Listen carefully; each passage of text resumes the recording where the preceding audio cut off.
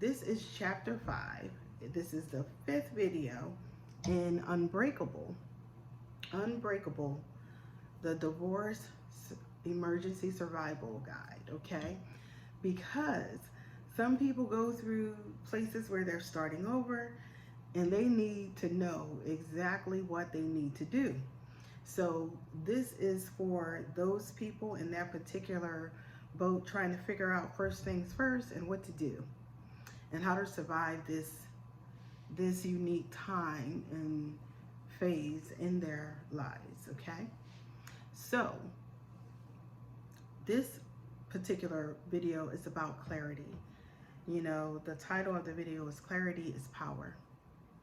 Clarity is power. Right now, you're probably feeling like you've been through a metaphorical tsunami. You know, your life has been turned upside down. And now here I am asking you to sift through the rubble and figure out your wants versus your needs. What needs to go, what needs to stay.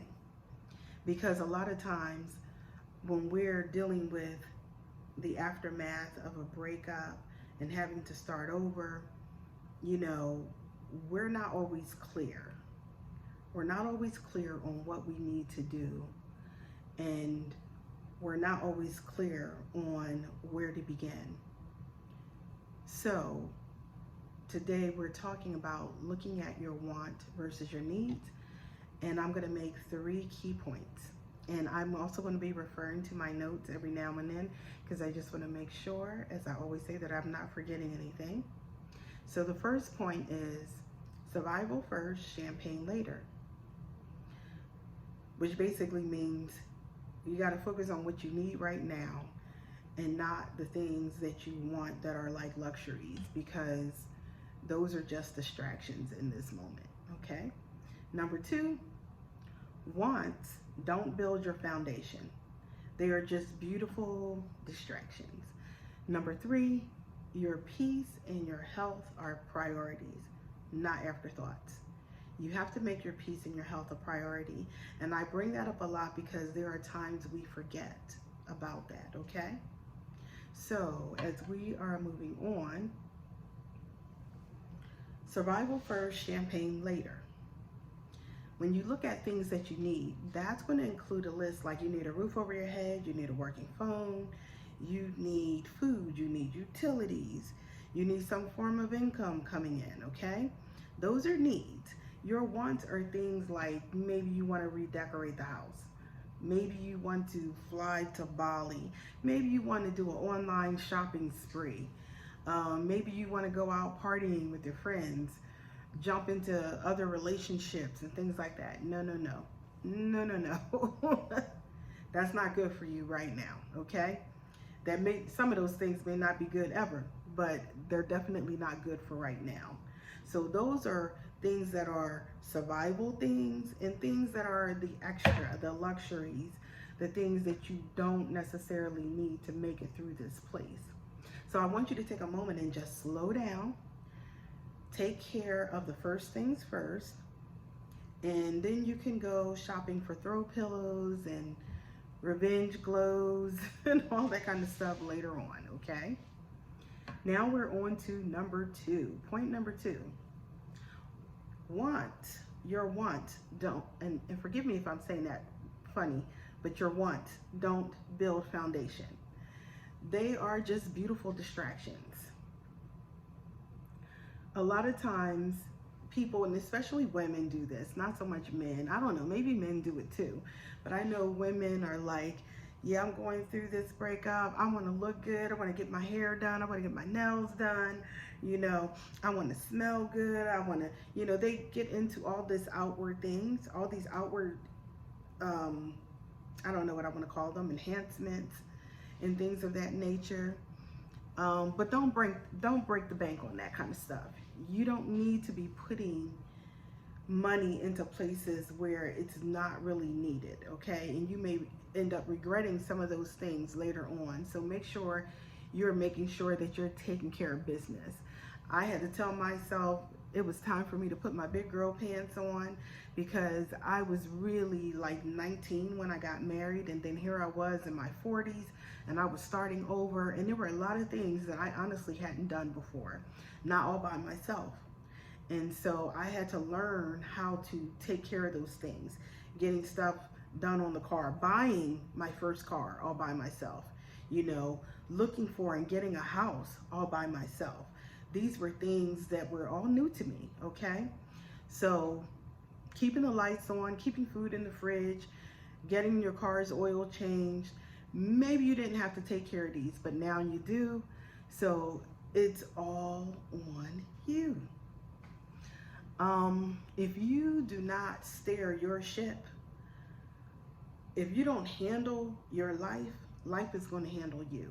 You don't want that to happen. So you want to make sure that you're taking control. You want to be the navigator.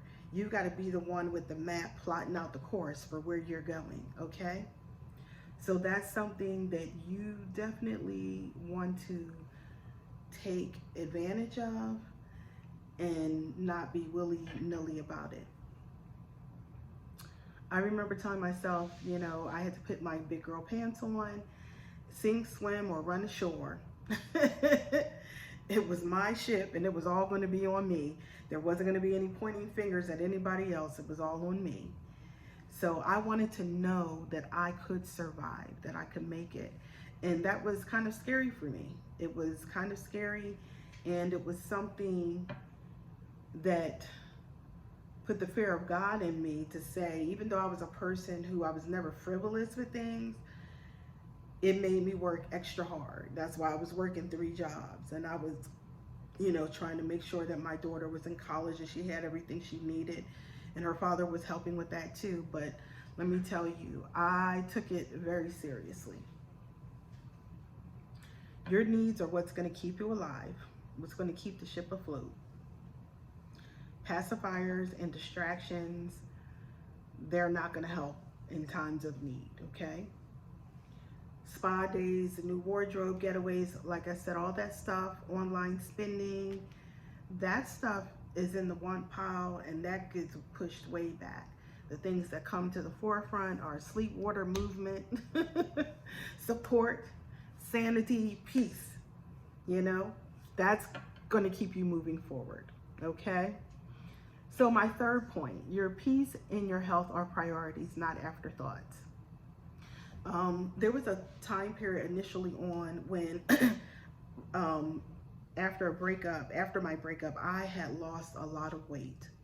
And it wasn't because I was trying to lose weight. It was because I was not focused on my health. I was trying to make sure the kids were okay.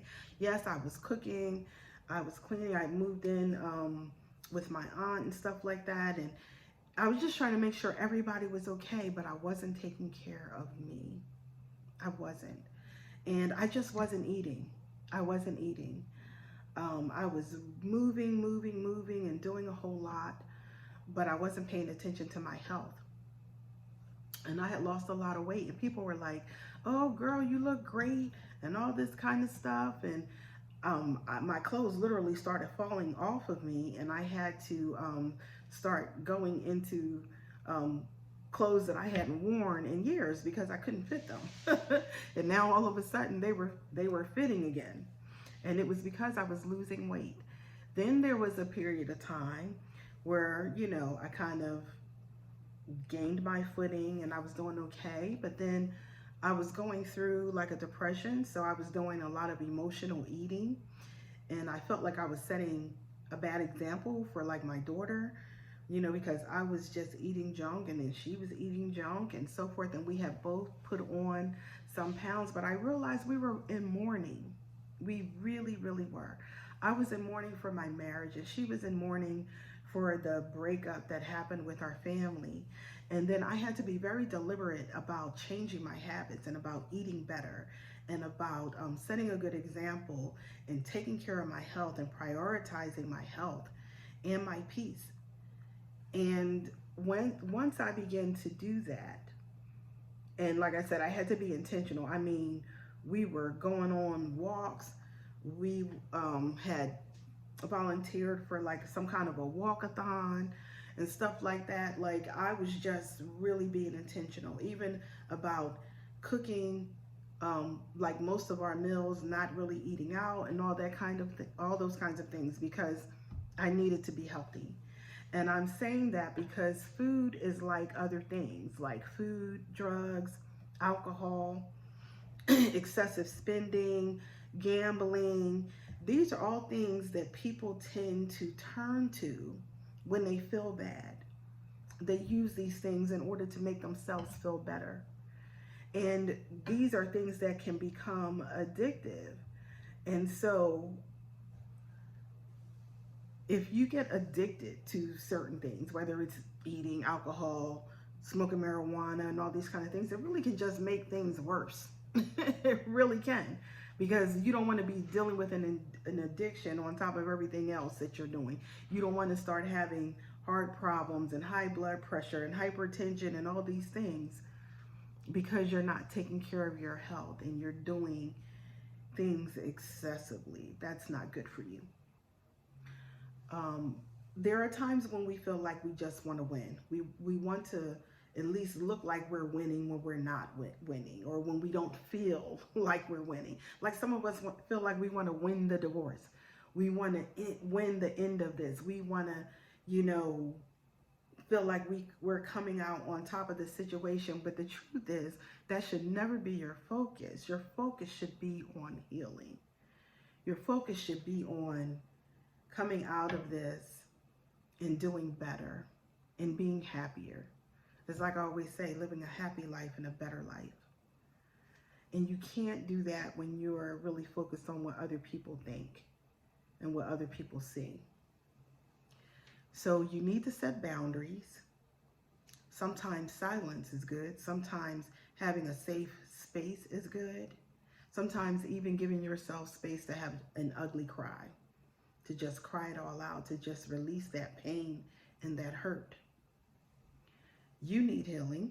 We all need healing when we're going through something like this. Healing doesn't need an audience. It doesn't need to look glamorous, but it does require peace. And peace can feel dang good, y'all. Peace can feel good, especially when you haven't had it in a while.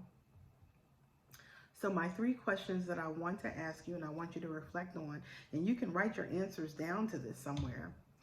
Do you have clarity? Do you have clarity about what you need? Do you have clarity about where you're headed? Are you able to take, the helm of your ship, and are you able to steer the ship to where you need it to go? And if not, what do you need in order to gain clarity? What do you need? What are some behaviors you may need to change or stop altogether? That's question number 2. What are some behaviors you need to change or stop altogether?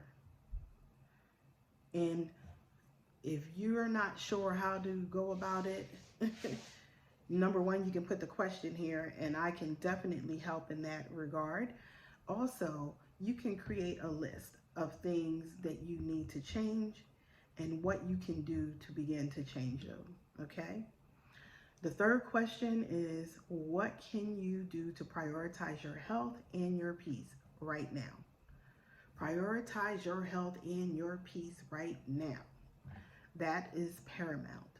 So come up with at least three things you can do to prioritize your peace and your health right now.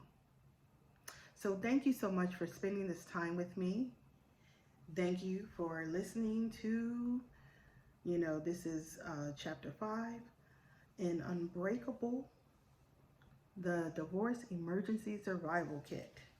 And the title of this video is Clarity is Power. Okay? So thank you for joining me. I want you to live a happy life and a better life. And don't forget to like, subscribe, and comment. Thank you for your time. Have a great day. Bye-bye.